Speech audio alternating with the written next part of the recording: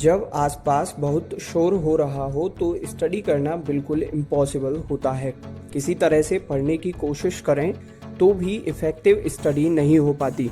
आज हम यही जानेंगे कि जब चारों तरफ बहुत नॉइज़ हो तो भी हम किस तरह पढ़ाई कर सकते हैं।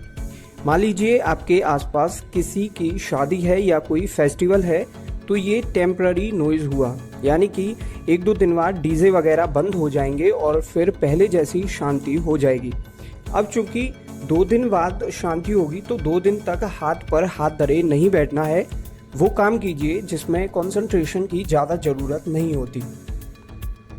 इस टाइम सिर्फ लिखाई करो, अपने कमरे में नज़र दौड़ाओ और देखो कि क्या कोई ऐसा काम तो नहीं है जो स्टडी की वजह से टलता रहा हो और आज तक नहीं हो पाया है।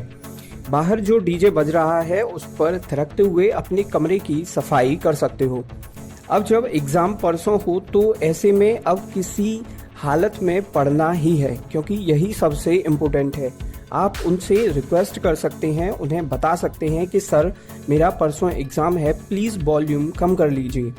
अपने कमरे के सभी खिड़की दरवाजे बंद करके स्टडी कीजिए, इससे बहुत हद तक नॉइज़ कम हो जाएगी और फिर अपनी पढ़ाई कर सकते हो। अब ये तो हुआ कि टेम्पररी नॉइज़ हो तब क्या करना है। अब मान लीजिए कि आपका घर रोड किनारे है या किसी रेलवे स्टेशन या एयरपोर्ट के पास है, तो ये परमानेंट नॉइज़ हुआ। न तो ये नॉइज़ 2 दिन बाद बंद होगा और न ही 2 साल बाद। ऐसे में आपको क्या करना है, बाजार से ईयरबड्स ले लो। इन्हें लगाने के बाद सिर्फ आपको अपनी सांसों की आवाज़ सुनाई देगी, बाहर की सब आवाज़ें खत्म हो जाएंगी। अगर आपको ये नहीं लेने तो आप कानों में रुई लगा सकते हैं, ये बहुत हद तक इफ़ेक्टिव होता है। अभी जब अपने देश भारत में कोरोना की सेकेंड वेव के कारण सिचुएशन बिगड़ गई है तो कई अमीर लोग देश छोड़कर दूसरे देशों में चले गए हैं, क्योंकि यहाँ उन्हें सेफ फील नहीं हो रहा था, तो वो अपने बीवी और बच्चों को लेकर दूसरे देशों में चले गए। और जब अपने यहाँ सिचुएशन कंट्रोल में आ जाएगी तो वो लोग भी वापस आ जाएंगे। अगर आपके घर के आसपास बहुत नॉइज़ हो तो आप दूसरी जगह जहाँ शांति हो वहाँ जा सकते हैं। अपनी पढ़ाई पर फोकस कीजिए, बाहर के शोर को माइंड से बाहर ही रहने दीजिए। कुछ विद्यार्थी ऐसे होते हैं जो पढ़ते हुए टीवी रेडियो चलाते हैं, एफएम चलाते हैं, और कुछ बच्चे ऐसे होते हैं जो कान में ईयरफोन डालकर म्यूजिक सुनते हुए फिर पढ़ाई करते हैं। और अगर पास में पड़ोस में कोई शादी हो रही हो, रात्रि जागरण हो तो उन्हें डिस्टरबेंस होता है।